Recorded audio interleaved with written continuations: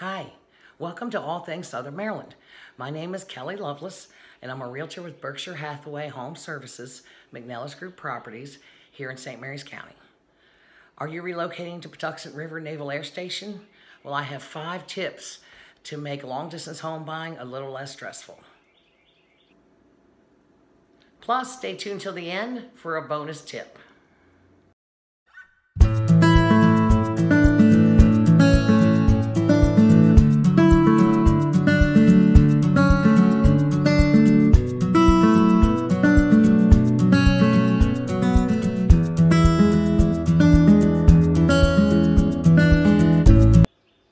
So today we're discussing tips on buying a home long distance.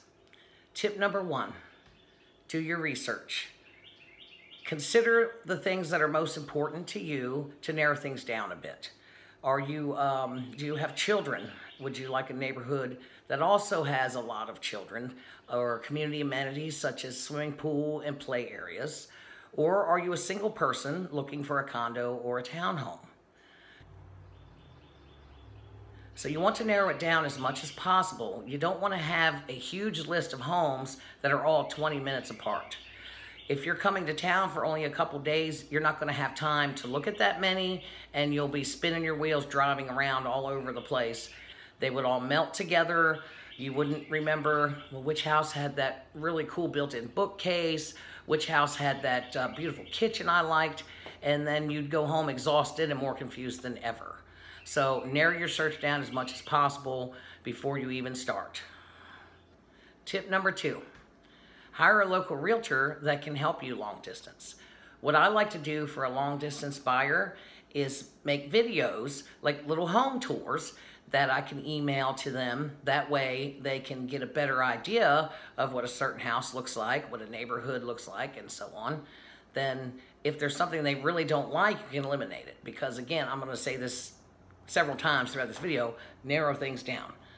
You want to make the best use of your time. You've only got so much of it. You're traveling back and forth. That can get expensive. So you don't want to have to muddle through a giant list. You'll never get there that way. Tip number 3, we go back to the narrow it down. Once you have an agent working for you, she can help you immensely with this. She can make sure you only get notifications of listings that meet your criteria, and then possibly do the home tour videos, send them to you. Then you decide before you even come which ones you want to see. Tip number 4, know your market. Rely on the agent that's helping you to inform you of market conditions, whether it's a buyer's market or a seller's market, and get you more prepared, especially if it's a seller's market when people are fighting over homes, which that's the case in Southern Maryland right now. And you want to also talk to your lender about getting pre-approval, especially in this situation, because you want to be armed and ready. You want your offer to look great, and having proof of funds or a pre-qualification letter from your lender shows the seller you can afford the house and knows you're serious. So you want to look into that if it is a seller's market. If it's a buyer's market, then you got a little more time. But right now it's a difficult situation because inventory is quite low. But that is not always the case. But you need to know this before relocating, especially if you're coming a long way. You don't want to show up in your new town and there's no homes. Now, your agent can also help you find rentals. In our area, being as we have a lot of relocating with the military and contractors coming to Patuxent River all the time, there are condos and homes that are furnished and rented month to month for temporary stays until you find the house. So that's definitely an option here. Now, in other areas, again, if you're relocating to a military base, then they might have that as well. Tip number 5, do your inspections anyway. Let's say you make an offer on a house and the seller accepts it. Yay! You need to do your inspections. Even if you have to go back home, your agent can attend these inspections on your behalf and make sure everything goes okay. You don't want to dismiss the inspections. Go home, pack up, go through all this trouble and expense, move into your new home, and find out there's a big problem with the septic or the well or the electric. You don't want to do that. Most things that come up during these inspections are fairly minor, and the seller normally agrees to rectify these problems or at least negotiate a reasonable deal to split the cost with you. There's plenty of ways that these things can be worked out. So you definitely want your inspections. Your agent will set that up for you and again, attend on your behalf and make sure all the paperwork is in order.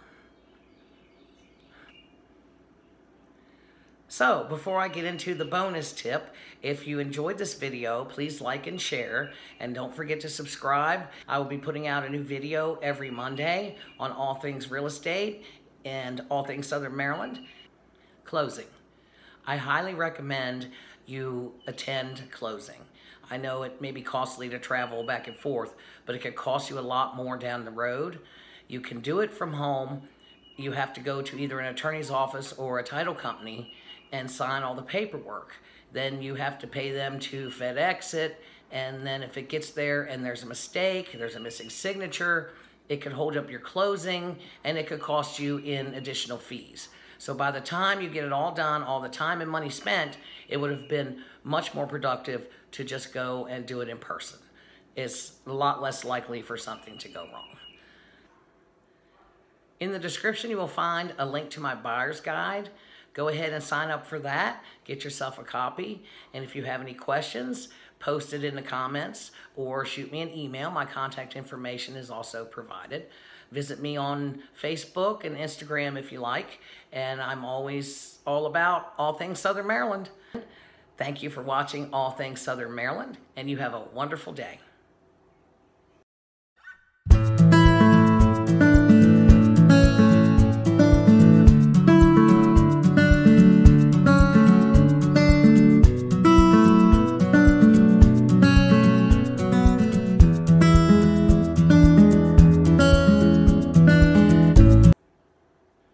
Happy house hunting!